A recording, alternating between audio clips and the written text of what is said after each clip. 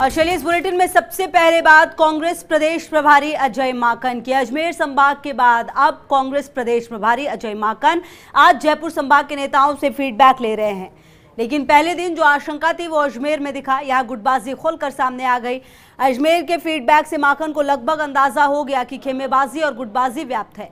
जयपुर संभाग में भी गुटबाजी का आलम जिला और ब्लॉक तक फैला हुआ है। जयपुर संभाग का संवाद कार्यक्रम में कांग्रेसी नेताओं ने कई मुद्दे उठाए। बैठक में पूर्व मंत्री बृजकिशोर शर्मा ने कहा कि जिन्होंने पार्टी के लिए समर्पण भाव से काम किया है उन पुराने लोगों की सुननी चाहिए। सत्ता संगठन दोनों दिशा देने का कार्य करें। वहीं विधायक अमीन कागजी ने नगर निगम की कार्यशैली पर निशाना साधा और कहा, नगर निगम की कार्यशैली नहीं सुधरी तो चुनाव नहीं जीतेंगे। चुनावों में निगम की कार्यशैली से ही बनेगा काम। और कागजी ने कचरा उठाने वाली कंपनी पर भी आरोप लगाया और कहा सरकार को इस दिशा में विशेष फोकस करना चाहिए। और हमारे ब्यूरो चीफ योगेश शर्मा ज्यादा जानकारी के लिए इसी खबर पर हमारे साथ। योगेश जी, अगर अब तक की पूरी बात करें, कल का जो पूरा वाकया है वो हमारे सामने है, लेकिन आज की अगर बात की जाए, अभी तक की जब से ये मीटिंग शुरुआत हुई है लगातार आप नजर बना के रखे हुए हैं, क्या कुछ चल रहा है और जो स्थिति उसको देखते हुए क्या लगता है कि क्या यहाँ पर जो कुछ है वो रिजल्ट निकलेगा या सिर्फ और सिर्फ आरोप प्रत्यारोप का दौर चलता रहेगा?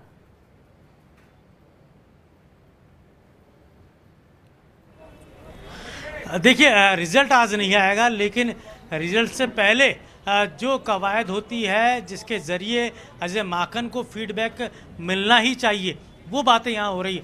आज यहाँ गुटबाजी नहीं थी जयपुर शहर कांग्रेस की बैठक में और किसी ने गुटबाजी को लेकर बात नहीं की, लेकिन यहाँ मान सम्मान का मुद्दा गरमाया।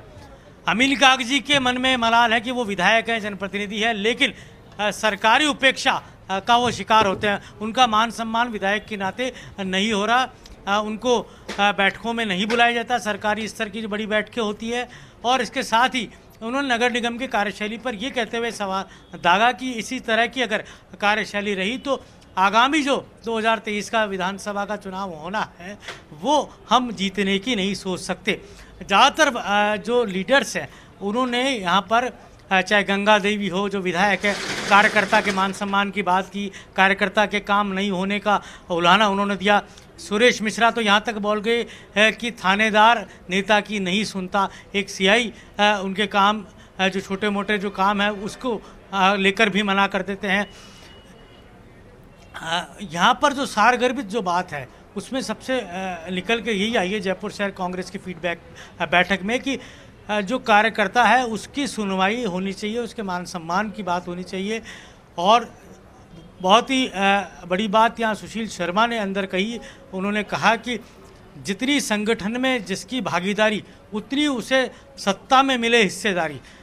आज भी आयोग, कई संवैधानिक बोर्ड के पद खाली हैं। सुशील शर्मा ने इन्हें लेकर सवाल खड़े किए कि वहाँ पर कांग्रेस के समर्पित नेताओं को भेजा जाना चाहिए था, नियुक्ति होनी चाहिए थी, लेकिन अफसर वहाँ पर मज़े कर रहे हैं। अफसर ही वो आयोग वो जो बड़े संवैधानिक पदों पर बैठे हुए हैं और वो ही उन्हें चला रहे हैं, और सरकार को 2 साल बीतने वाले हैं। तो तमाम तरह की जो बातें सामने आई वो सुझाव तो थे ही, सुझाव के साथ साथ किस तरह ब्यूरोक्रेसी को लेकर टारगेट किया गया वो भी यहाँ पर अंदर ही अंदर बात की गई।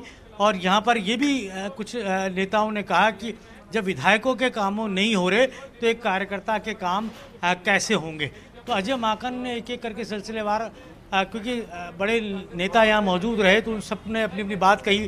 संजय वाफना भी बोले और पुष्पेंद्र भारद्वाज ने ज़रूर ये कहा कि संगठन का जो ढांचा है वो पूरी तरह नए तरीके से बनाया जाना चाहिए। संगठनात्मक जो ढांचा है वो अच्छे ढंग से खड़ा होना चाहिए, और जो निष्ठावान कार्यकर्ता हैं उनको संगठन में तरजीह दी जाना चाहिए।